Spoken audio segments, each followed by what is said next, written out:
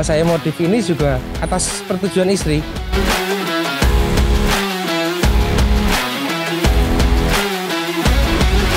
Setelah upgrade knalpot pun sampai rumah, istri itu cuma nginjek gasnya aja, war gitu, udah selesai.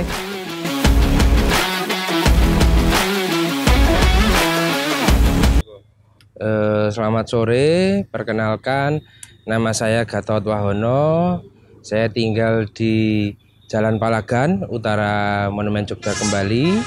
Dan di Join ini saya sebagai Ketua Join Yogyakarta. Latar belakang saya memiliki Honda Jazz GD3 ini. Kebetulan mobil saya Honda Jazz yang tipe GD3 tahun 2005 yang VTEC manual. Jadi awal membeli Honda Jazz ini sebenarnya tidak sengaja tidak sengaja untuk mendapatkan Honda Jazz ini. Karena sebelumnya saya masih untuk mobil itu kemarin mencari yang model 3 baris. Tapi kebetulan istri saya tawarkan, melihat yang 3 baris itu malah tidak berkenan. Kebetulan di situ ada Honda Jazz ini. Nah, istri yang memilih Honda Jazz ini. Jadi akhirnya ya terbelilah Honda Jazz GD3 ini Dan untuk saya memiliki Honda Jazz ini dari tahun 2018. Ya kalau awalnya memang dari istri yang milih itu Jadi saya sama sekali waktu itu memang belum paham Honda Jazz itu ada tipe apa aja itu memang belum paham. Dan kebetulan memang istri melihat Honda Jazz GD3 ini kok akhirnya tertarik, ya memang akhirnya beli. Nah setelah itu baru seiring berjalannya waktu mulai mengikuti perkembangan tentang GD3.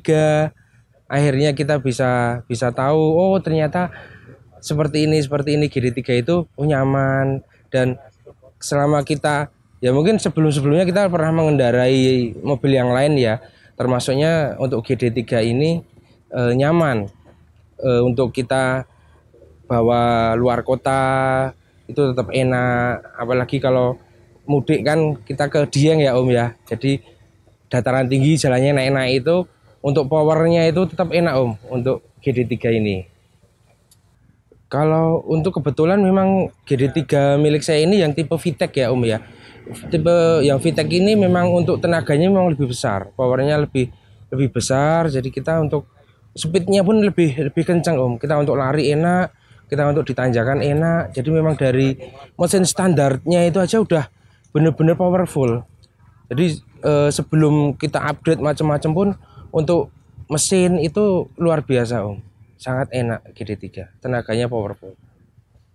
Jadi untuk awal mulai modifikasi itu dari awal beli itu memang langsung sudah terfikirkan modifikasi. Untuk modifikasi awal itu justru berawal dari keinginan istri Jadi waktu itu kebetulan istri mengandung anak yang kedua. Jadi habis beli Honda Jazz itu istri minta di upgrade audio, dipasang audio. Akhirnya ya walaupun waktu itu masih audio yang standar asal bunyi, akhirnya kita pasang audio itu. Nah istri seneng Jadi entah itu ngidam atau apa, itu memang audio itu permintaan istri. Terus selanjutnya itu knalpot Nah itu waktu itu istri juga pas setelah audio itu istri minta di upgrade knalpotnya jadi yang racing, suaranya keras kayak gitu. Itu memang ada cerita di balik itu. Jadi memang itu waktu kehamilan anak kedua, istri minta audio, minta ganti knalpot. Jadi setelah ganti audio, istri masuk di dalam mobil, audio dinyalakan itu, wah ngeliat istri itu berbinar-binar Terus adik bayi yang di kandungan tuh gerak-gerak kayak gitu. Setelah upgrade knalpot pun sampai rumah, istri itu cuma nginjek gasnya aja, war gitu, udah selesai. Terus akhirnya lanjut ganti velg. Jadi dari 2018 itu udah mulai langsung upgrade dikit-dikit lah. Memang selama ini sampai sekarang modifikasi sampai hari ini saya tetap minta persetujuan istri Jadi komunikasi dengan istri, misalnya kita mau ganti ini, kira-kira istri gimana? Istri oke? Ya udah, kita modif. Jadi mungkin kebetulan tipenya bukan minta maaf, tapi minta izin dulu, seperti itu Kalau biasanya kan pada minta maaf setelah modif gitu kan.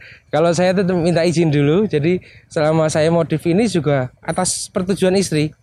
Selama istri senang ya kita, jadi untuk kita modif mobil ini nggak hanya untuk kesenangan saya sendiri. Jadi kebetulan istri juga senang, anak juga senang. Jadi kita modif itu ya jalan aja seperti itu Om. Ya istri itu yang jelas selama ini yang mensupport saya Om. Jadi mau bagaimana saya pun tanpa ada support dari istri yang mendampingi kita dari nol, itu ya niscaya saya bisa berada di titik ini. Istri itu memang kebetulan juga sebenarnya tidak bisa untuk mengendarai mobil, itu tidak bisa, tapi senang gitu loh Om. Jadi dengan modifikasi ini tuh istri senang. Bahkan dulu pas masih ceper-ceper itu, mau saya naikin tinggi ini tuh aja istri nggak usah kayak gitu. Akhirnya ya udah dulu mainnya ceper kayak gitu. Walaupun kita kendarai yo kayak naik kuda, geluda gitu, tapi istri nyaman, keluarga nyaman, senang kayak gitu. Jadi kita ya alhamdulillah selama ini yang sudah berjalan ini ya kita modif itu juga itu tadi pertimbangannya tetap keluarga juga senang gitu loh Om. Kita modifikasi itu nggak hanya sekedar untuk mencari kesenangan kita. Jadi seperti akhirnya kita terjun di dalam komunitas ini kan tujuannya juga biar bisa mengajak keluarga juga toh Om.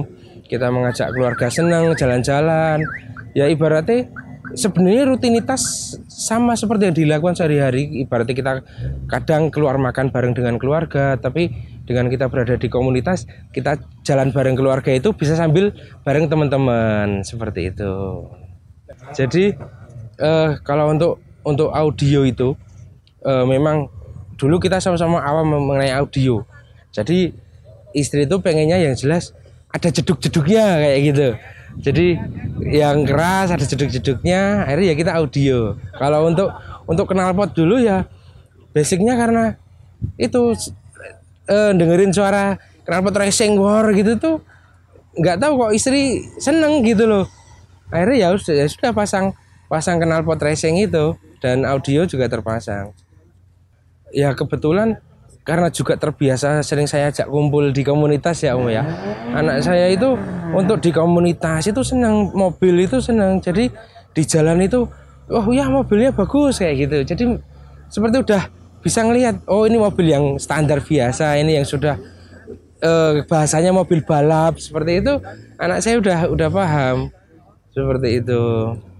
Kalau audio kalau kita berbicara dari awal dulu ya 2018 ya kita hanya sekedar pasang power, subwoofer yang kotak, udah itu aja. Yang penting kan udah suaranya mantap tuh. Akhirnya terus upgrade yang kedua udah sedikit main custom, tapi yang di box samping itu udah di belakang itu udah mulai kita custom.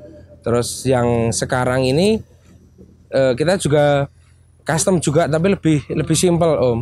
Lebih simple tapi ya dengan ditambah perangkat-perangkat yang sekiranya membuat kita nyaman mendengarkan suaranya. Custom audionya itu saya di AMCA, Automobile Car Audio, itu tepatnya di sebelah barat Pasar Sleman, Utara Masjid. Nah, itu untuk kita custom audio di situ Om. Untuk konsepnya saat ini kita memang pakai sistem yang simple minimalis Om. Jadi kita untuk di bagasi belakang itu untuk custom boxnya, untuk subwoofernya kita taruh di tempat ban serep. Nah, jadi kita rata. Terus untuk power juga di situ. Jadi untuk yang sekarang kita konsepnya masih fungsional. Jadi walaupun kita udah audionya kita custom, tapi fungsi dari bagasinya itu masih bisa kita gunakan. Karena memang kita masih punya anak kecil ya. Jadi kita kalau bepergian pasti barangnya itu banyak banget. Nah, jadi untuk kita membawa barang-barang itu tidak mengganggu. Jadi bagasi masih kita fungsikan sebagai bagasi Om. Walaupun kita custom tapi kita lihat juga tetap elegan, simpel gitu kan. Tapi pas kita bepergian kita gunakan sebagai bagasi itu tetap nyaman Om. Tetap nyaman. Jadi awal kita memilih konsep ini. Jadi ini ya untuk konsep yang masih saya ikuti itu street racing ya Om modelnya. Apalagi sekarang saya mengusung konsep spoon sport itu sebenarnya diawali karena memang saya senang warna biru sama kuning Om. Dan kebetulan spoon sport itu warnanya biru sama kuning. Nah, itu akhirnya kita pilih konsep itu. Jadi sebelum kita wrapping pun udah konsepnya spoon dulu Om. Dari eksterior itu apa? Spoiler itu saya udah lama pakai spoon, velg pakai spoon. Jadi akhirnya sekalian aja lah saya bikin konsep yang racing pakai yang spoon sport kayak gitu. Terus untuk yang spoon ini saya memang memilih wrapping Om. Wrapping.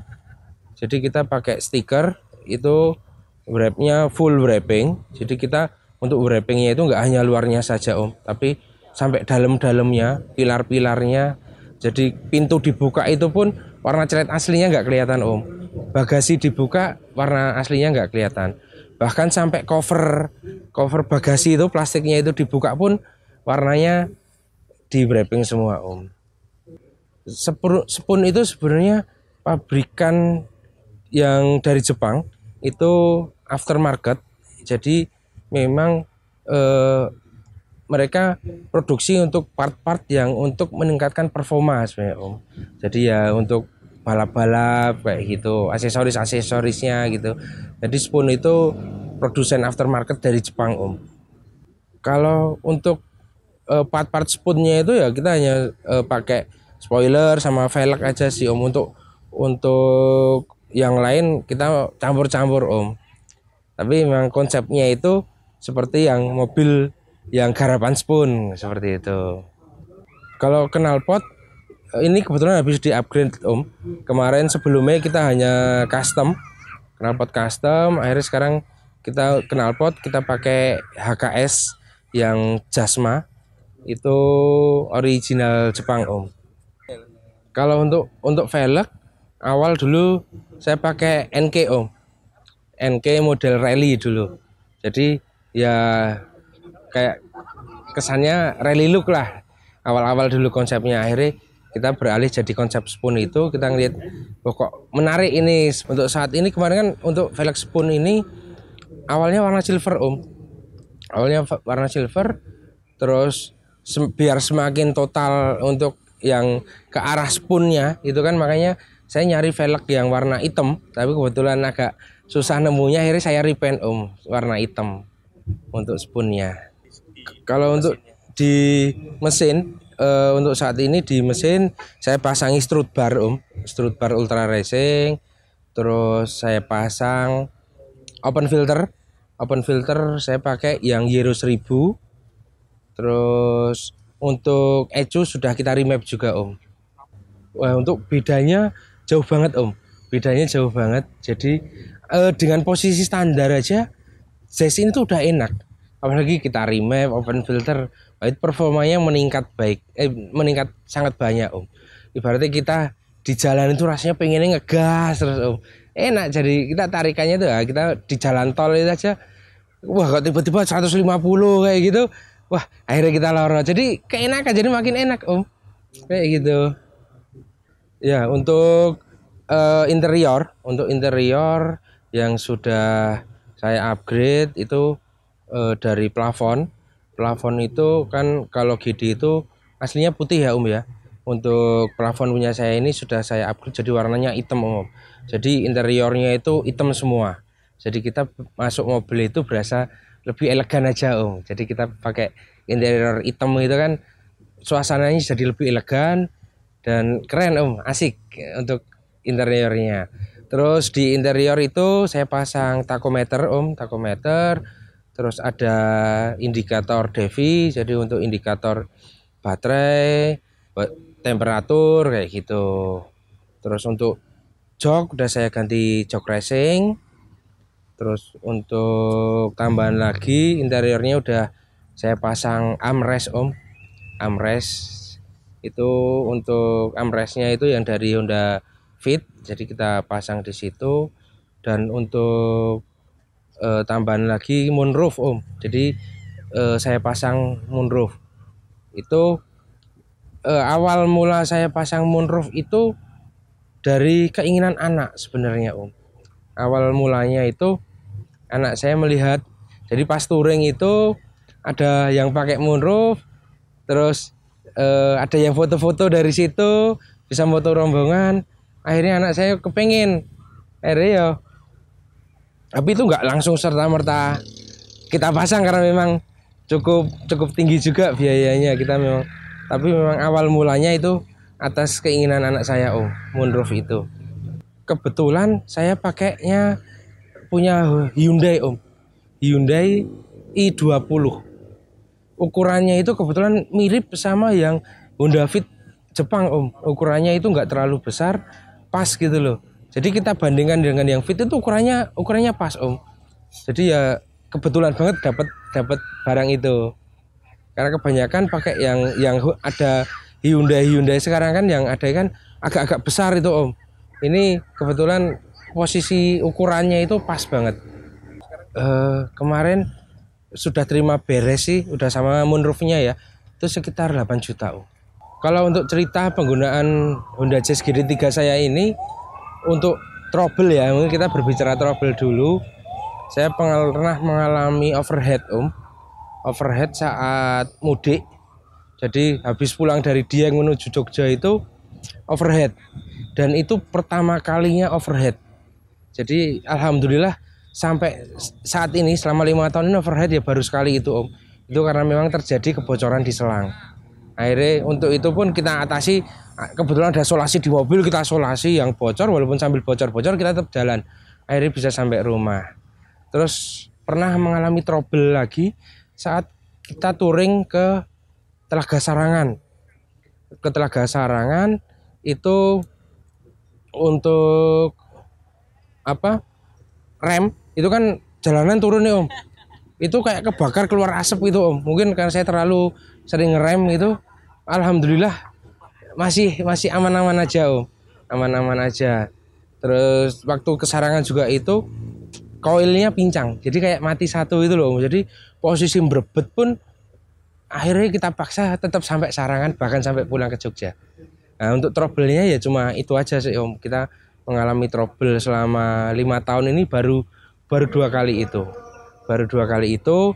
Tapi kalau untuk kenangan yang mungkin sangat berarti sekali itu karena dengan adanya GD3 ini saya bisa memiliki banyak saudara, sampai mungkin saya dikenal sama teman-teman bahkan sampai luar kota, se-Indonesia bisa mengenal saya, kita bisa menjadi keluarga. Itu karena GD3 ini Om. Karena GD3 ini makanya yang paling tinggi ini sekarang nilainya historisnya Om. Jadi memang karena dari GD3 ini kita bisa bertemu banyak orang, banyak saudara. Akhirnya kita sekarang itu nggak hanya teman Om, kita nggak hanya sebagai teman, kita bisa sebagai saudara seperti itu Om.